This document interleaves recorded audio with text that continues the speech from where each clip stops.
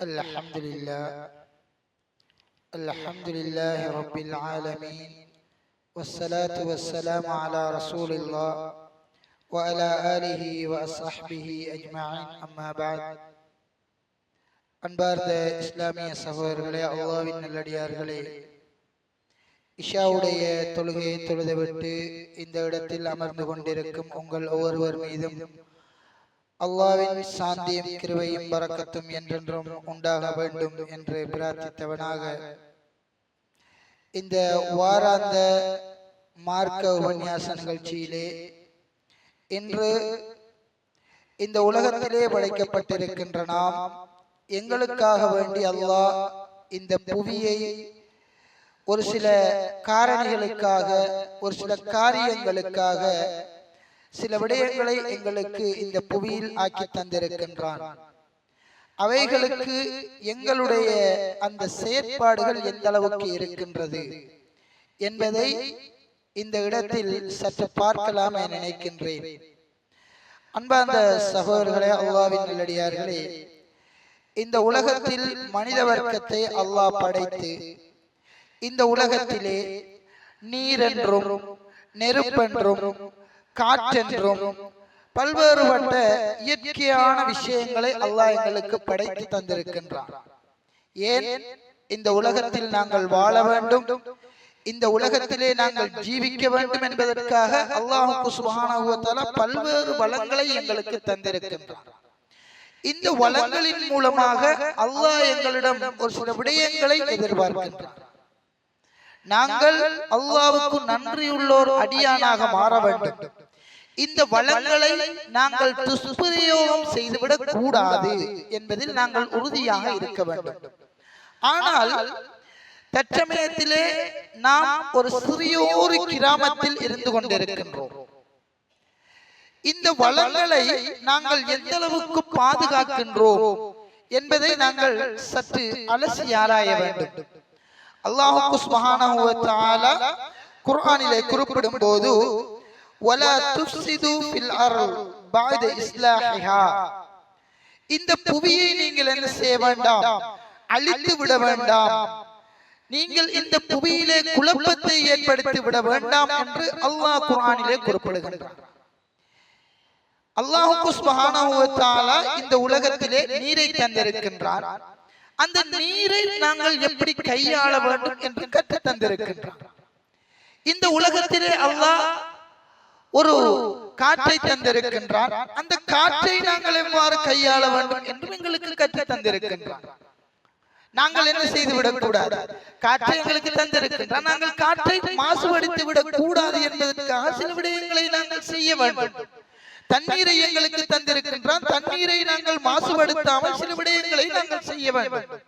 இது நாம் நினைத்துக் கொண்டிருக்கின்றோம், இது பொதுவான ஒரு விடயம். உதாரணமாக ரசூலுல்லாஹி ஸல்லல்லாஹு அலைஹி வஸல்லம் அவர்கள் தடை செய்தார்கள், தேங்கி நின்று கொண்டிருக்கக்கூடிய நீரிலே நீங்கள் என்ன செய்ய வேண்டாம், சிறுநீர் கழிக்க வேண்டாம் என்பதை தடை செய்திருந்தார்கள் ரசூலுல்லாஹி ஸல்லல்லாஹு அலைஹி வஸல்லம் அவர்கள். ஏனென்று சொன்னால் இந்த நீரை நாங்கள் மாசுபடுத்தி விடக் கூடாது. அதுபோன்றுதான் அல்லாஹ் குர்ஆனிலே சொல்லும் போது நீங்கள் இந்த புவியை நீங்கள் என்ன செய்யாதீர்கள், நாசமாக்கி விடாதீர்கள், அழித்து விடாதீர்கள் என்பதாக முற்றுமுழுதாக பொதுப்படையாக கூறினார். ஆனால் நாங்கள் என்ன செய்கின்றோம், நாங்கள் எல்லா விடயத்தையும் பொதுவோக்காக எடுத்துக் கொண்டிருக்கின்றோம். ரசூலுல்லாஹி ஸல்லல்லாஹு அலைஹி வஸல்லம் அவர்கள் கூறினார்கள், ஈமானிலே குறைந்தது எது தெரியுமா, வீதியிலே இருக்கக்கூடிய மற்றவர்களுக்கு ஒரு பாதிப்பை செலுத்தும் என்பதற்காக, ஒரு பாதிப்பை ஏற்படுத்தும் என்பதற்காக ஒரு வீதியிலே கிடைக்கக்கூடிய ஒரு கல்லை தூக்கி போடுறது ஈமான்ல கடைசி படித்தரம் என்பதாக ரசூலுல்லாஹி ஸல்லல்லாஹு அலைஹி வஸல்லம் அவர்கள் கூறினார்கள். எங்களிலே எத்தனை பேர் வீதிகளிலே போகும்போது ஒரு கல்லோ அல்லது ஒரு கட்டையோ கிடந்தால் அதை இறங்கி எடுக்கக்கூடிய அந்த மனம் எங்களில் எத்தனை பேருக்கு இருக்கின்றது? வீதிகளிலே கிடக்கக்கூடிய கற்களில் அவர்களுடைய வாகனம் ஏறி, ஒரு பைக்கோ அல்லது ஒரு மோட் பைக்கோ ஏறி அது விழுந்து சரி ஆக்சிடென்ட் பட்டவர்கள் எத்தனை பேர் இருக்காங்க? அதை போட்டவர்கள் யார்? இதை எடுப்பதற்குரிய நன்மை என்ன? ரசூலுல்லாஹி ஸல்லல்லாஹு அலைஹி வஸல்லம் அவர்கள் குறிப்பிடும் போது கூறுகின்றார்கள், ஒரு மனிதர் என்ன செய்கின்றார், பள்ளி வாயிலுக்கு தொழுகைக்காக, ஜமாத்து தொழுகைக்காக ஒருவர் வருகின்றார். வருகின்ற போது வீதியிலே மற்றவர்களுக்கு இடையூறு அளிக்கக்கூடிய வகையில் ஒரு மரம் விழுந்து கிடக்கின்றது. அவர் என்ன செய்வார், அந்த மரத்தை துப்புரவாக்குவதன் மூலமாக அவர் அந்த ஜமாத்து தொழுகைக்கு வராமல், அது லேட் ஆயிட்டு என்று சொன்னால் அல்லாஹ் அவருக்கு என்ன செய்வான், மன்னிப்பு அளிப்பான். எப்படிப்பட்டது? ரசூலுல்லாஹி ஸல்லல்லாஹு அலைஹி வஸல்லம் அவர்கள் ஒரு ஜமாத்துக்கு வரவில்லை என்று சொன்னால் அவரது வீட்டை நான் எரிக்க நாடுகின்றேன். ஜமாத்துக்கு வரவில்லை என்றால் வீட்டையே நெருப்பால் எரிக்க நாடினார்கள். இந்த ஒரு பொது சேவைக்காக நீங்கள் என்ன செய்யுங்கள், இந்த தொழுகையை பிற்படுத்தினால் கூட பாவம் இல்லை, அல்லாஹ் அதனை மன்னிப்பான் என்பதாக அல்லாஹ் சுப்ஹானஹு வ தஆலா கூறுவதாக ரசூலுல்லாஹி ஸல்லல்லாஹு அலைஹி வஸல்லம் அவர்கள் குறிப்பிடுகின்றார்கள் என்று சொன்னால், இந்த பொது சேவை என்பது எந்த அளவுக்கு மிக முக்கியமான ஒன்றாக பார்க்கப்படுகிறது. ஒரு ஊரிலே ஒரு கிராமம் இருக்கின்றது. அந்த கிராமத்திலே பொது சேவைகள் செய்யக்கூடியவர்கள் அதிகம் இருந்தால் அந்த ஊர் என்ன செய்யும், முன்னேறும்.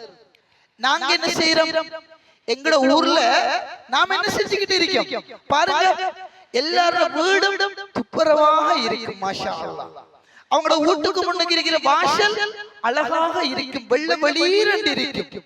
ஆனா அவட மதிலுக்கு வெளியால இருக்கிற அந்த ரோட்டுக்கும் மதிலுக்கும் இடைப்பட்ட இடத்தை புல்லு வளர்ந்து காடு வளர்ந்து அப்படியோ கிடக்கு.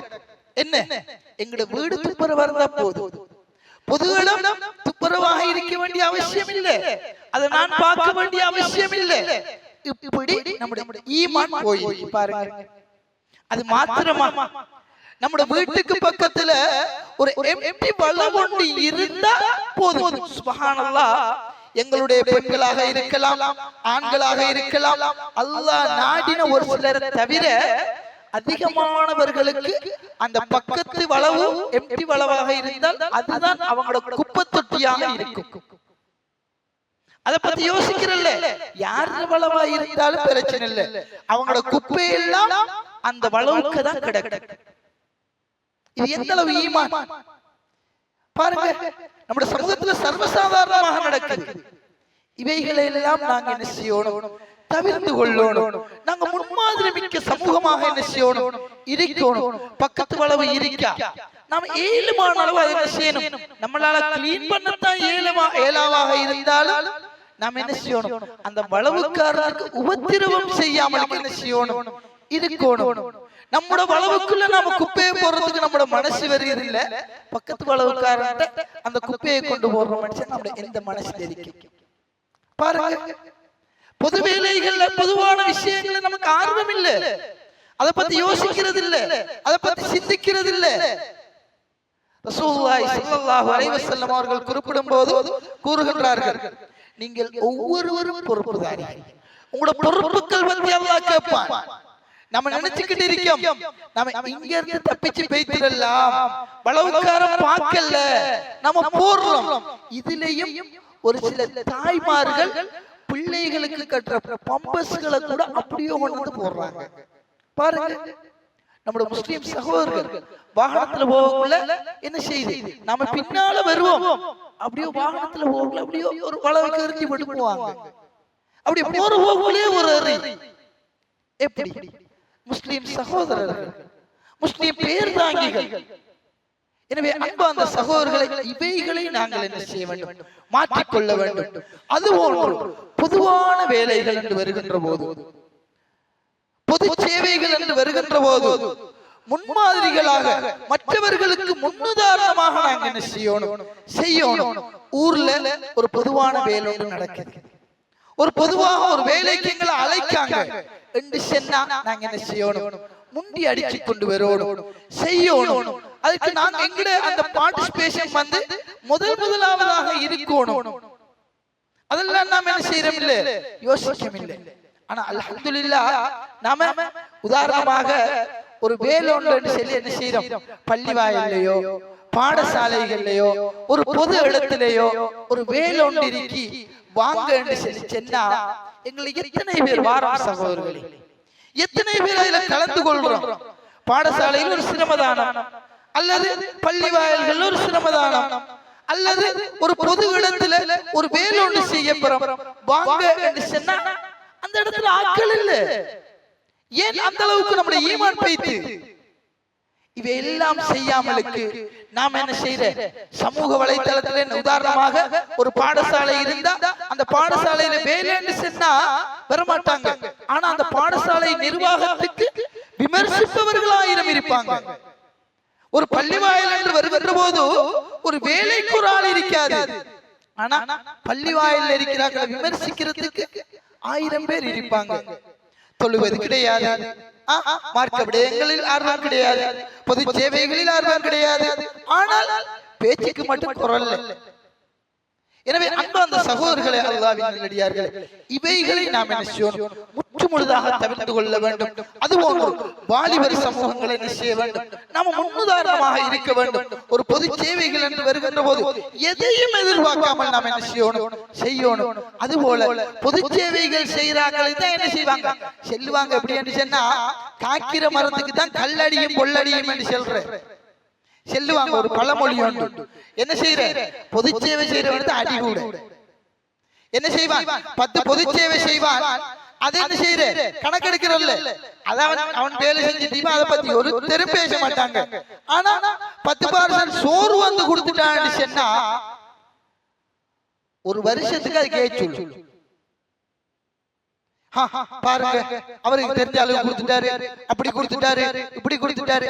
ஆனா அந்த பேசுறாள் மாஷா அல்லாஹ் ஒரு பொது சேவையில ஈடுபட்டிக்க மாட்டார். ஒரு சிரமதானம் என்று அறிவிச்சா அவர் அந்த சமூகம் அளிப்புங்கிறது இருக்காது அந்த இடத்துல. எனவே ஒரு கிராமம் முன்னேற வேண்டுமாக இருந்தால் எல்லாம் ஒரு மனசுலையும் இது என்ன செய்யணும்? இருக்கணும். பாருங்க, நம்முடைய கேட்டை திறந்து பாருங்க. நம்முடைய கேட்டுக்கு முன்னுக்கு எந்த நிலைமையில இருக்கு? ரோட்டுக்கு அந்த சைடு வெளிசாக்கள், அந்த சைடு வேற அல்ல வளவு. நம்ம ரோட்டுக்கு முன்னுக்கு தானே நாம குறைஞ்சது உள்ள ரோட்டை கிளீன் பண்ண தேவையில்லை. நம்ம வீட்டுக்கு முன்னுக்கு இருக்கிற புல்லுகளையாவது வெட்டுவோம் என்று சொல்லி யோசிக்கவில்லை. அதுபோல மகரிபன் என்ன செய்வோம்? லைட்டை போட்டுருவோம். என்ன தந்தி போஸ்ட்ல இருக்கிற லைட்டை மகரிபன் போட்டுருவோம். ஏன்? இருட்டா இருக்கப்படாது. ஆனா ரோட்ல இருக்கிற லைட் ஓஃப் பண்றதுக்கு 9 மணியாகும் 10 மணியாகும் ரோட்ல வாரமான ஓஃப் பண்ணி போட்டு போவாங்க. ஏன்? என்ன காரணம்? சுயநலம். அம்பட்டும் சுயநலம். ஒரு பொதுநலம்ங்கிறது இல்ல. நம்ம வீட்டுல வந்தா என்ன செய்வோம்? மேல் பேன போடவே மாட்டோம். ஏன்? வீட்டுல சின்ன பேன போடுங்க, மேல பேன் போட்டுருக்கு, ஓஃப் பண்ணி போட்டு கீழ் பேன போடுங்க, டேபிள் பேன போடுங்க. அதே ஒரு பொது இடத்துக்கு போன மனுஷன்னா பள்ளி வாயிலுக்கு போனா பேனை போடாம தொழ மாட்டோம். தொழுறது 2ஆம் கட்ட பேனை போட்டு விட்டு ஓபன் நம்ம போறோமே. ஒரு பொது இடத்துக்கு போன மனுஷன் என்ன செய்யறோம்? அட பேன் ஒன்று போட்டிருக்கே மறந்து வைப்பரா என்று சொல்லி யோசிக்கல. அப்படியே போட்டு அப்படியே போறோம். இந்த நிலைமையில பாருங்க, இவைகளை எல்லாம் மாற்றுவோம். மாற்றி நாம் என்ன செய்யணும்? அப்படி மாற்றினால்தான் நாம் என்ன செய்யலாம்? நம்முடைய ஊர்ல ஒரு மாற்றம் வரும். பொது நலம் இருக்கணும். ஒரு வீதியில என்ன செய்து ஒரு விபச்சாரம் நடக்குதா, அது தடுக்கிறாங்க. நம்ம அதுக்கு என்ன செய்யலாம் என்று யோசிக்கணும். ஒரு வீதி ஒன்று இருக்கா, அந்த வீதியில புகைத்தல் விற்பனை இடம்பெறுகின்றதா, நம்முடைய கடமை என்னன்னு யோசிக்கணும். ஒரு வீதி இருக்கா, அந்த வீதியில போதைப் பொருட்கள் விற்பனை நடக்கின்றதா, நம்முடைய கடமை என்ன சொல்லி யோசிக்கணும். அது தடுக்கிறதுக்குரிய நடவடிக்கை என்ன செய்யலாம்? ரசூலுல்லாஹி ஸல்லல்லாஹு அலைஹி வஸல்லம் அவர்கள் கூறினார்கள், ஒரு பாவத்தை கண்டால் கையால் தடுங்கள். அதுக்கு முடியவில்லையா வாயால் தடுங்கள். அதுக்கு முடியவில்லையா நாம் என்ன செய்யணும்? நாம மனசால ஒதுக்கி நடக்கணும். நம்முடைய பக்கத்து வீட்டுல நம்முடைய ஏரியாக்கள்ல பாவமான காரியங்கள் நடக்குதா, நம்முடைய கடமை என்ன சொல்லி யோசிக்கணும். பொது நலம் இதெல்லாம் விட்டுட்டு இருந்தீங்கன்னு சொன்னா ஒரு போதை விற்பனை நடைபெறுகின்ற பக்கத்து வீட்டில் எவனாவது என்னையாவை செய்யட்டும் என்று இருந்துட்டோம் சொன்னா நாளைக்கு அந்த வைரஸ் என்ன செய்யும்? நம்முடைய வீட்டுல வந்து நிற்கும். நம்ம அப்ப விட்ட கை சேதம் என்று சொல்லி யோசிக்கப்படாது. ஊரின் நலம் அவர்த்த பாதுகாக்கப்படணும். அந்த பொது பொது சேவைன்னு சொல்லி பார்க்கணும். எனக்கு என்னத்துக்கு சொல்லி விட்டோம்னு சொன்னா அது பாரிய ஒரு விபரீதத்தை எங்களுக்கு கொண்டு வந்து சேர்க்கும். எனவே அன்பார்ந்த சகோதரர்களே, அல்லாஹ்வின் நல்லடியார்களே, இந்த விடயத்தில் நாங்கள் ஒவ்வொருத்தரும் பொது சேவைகள் என்று வருகின்ற போது, ஊரின் நலன்கள் என்று வருகின்ற போது நாங்கள் முக்கியத்துவம் கொடுக்கணும். ஒரு ஊருக்கு 2 கண்கள் என்று சொல்லுவாங்க. ஒரு பாடசாலை, ஒரு பள்ளிவாய், ஒரு மார்க்க கல்வி, ஒரு அந்த உலக கல்வி, பிரயோஜனமான கல்வி, பிரயோஜனமற்ற கல்வி சொல்லுவாங்க. அப்ப ஒரு ஊரினுடைய கண்ணாக ஒரு பள்ளிவாயிலும் பாடசாலையும் பார்க்கப்பட வேண்டும். அதற்குரிய வேலைகள் என்ன, அதற்காக நாங்கள் என்ன செய்ய வேண்டும், எங்களது கடமைகள் என்ன என்று சொல்லி யோசிக்கணும். அது செய்யறதுக்கு என்ன நடவடிக்கைகளை மேற்கொள்ளலாம், ஆக்கபூர்வமான நடவடிக்கைகளை செய்யணும். சும்மா ரோட்ல இருந்து காய்ச்சிக்கிறது, சும்மா அவள் போய் பேசுறது, சும்மா பேசுறதுல பேசுறது, இதெல்லாம் இல்லாமலுக்கு நாங்க என்ன செய்யணும், ஆக்கபூர்வமா எங்களோட பங்களிப்புகள் என்ன இருக்கு. எனக்கு காசு தான் தெரியலதா, ஒரு பொது சேவை ஒரு 5000 காசு என்னால கொடுக்கல, என்ன உடம்பால என்ன செய்யலாம். நான் காசு தான் தரல, எனக்கு நான் என்ன செய்யலாம், நான் அந்த நாட்டுல இல்லையே, என்ன காசை கொடுத்து என்ன செய்யலாம் அந்த பொது சேவைக்கு என்று நாங்க ஒவ்வொருத்தரும் எப்ப நாங்க இதை யோசிச்சோமோ அப்ப நாளாந்தம் எங்களோட ஊர் என்ன செய்யும், வளர்ந்துகிட்டு போகும். ஒவ்வொருத்தருக்கும் இந்த பொது நலம் எப்ப வருகுதோ அப்ப எங்களோட ஊர் முன்னேறும். எப்ப நீங்க சுயநலத்தை கொண்டு வாரீங்களோ அப்ப நம்மளோட ஊர் என்ன செய்யும், அப்படியோ மழுங்கடிக்கப்பட்டு கொண்டு போகும். எனவே எங்களுடைய ஊரினுடைய முன்னேற்றமும் எங்களுடைய ஊரினுடைய பின்னேற்றலும் எப்படி இருக்குமா என்றால் எங்களுடைய கையில் தான் இருக்கும். எனவே நாங்கள் தான் முடிவு செய்ய வேண்டும், எங்களது ஊரை முன்னேற்ற வேண்டுமா, அது எங்களுடைய கையில் இருக்கின்றது. அதற்கான நடவடிக்கைகளை மேற்கொள்ளக்கூடியவர்களாக நம் அனைவரையும் அல்லாஹ் ஆக்கி அருள்வானாக.